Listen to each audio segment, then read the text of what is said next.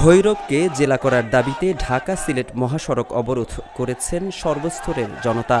আজ সকাল 10টায় শহরের দুর্জয় মোড়ে অবস্থান নিয়ে ঢাকা সিলেট মহাসড়ক ও ভৈরব কিশোরগঞ্জ আঞ্চলিক সড়ক বন্ধ করে দেন আন্দোলনকারীরা।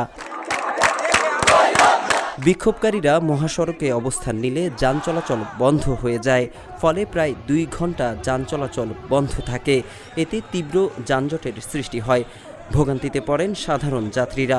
রাস্তায় আটকে থাকতে দেখা যায় ট্রাকসহ বিভিন্ন প্রকার পণ্যবাহী বাহন। আন্দোলনকারীরা ভৈরবকে জেলা বাস্তবায়ন না করা পর্যন্ত এই আন্দোলন চালিয়ে যাওয়ার ঘোষণা দেন। পাশাপাশি দাবি মানা না হলে আরও কঠোর কর্মসূচির হুঁশিয়ারিও দেন। বিক্ষোভে ভৈরব, কুলিয়ারচর সহ স্থানীয় বিভিন্ন রাজনৈতিক, সামাজিক, সাংস্কৃতিক সংগঠনের ব্যক্তি, নেতাকর্মী এবং স্কুল কলেজের শিক্ষার্থী ও সুশীল সমাজের প্রতিনিধিরা অংশ নিয়েছেন।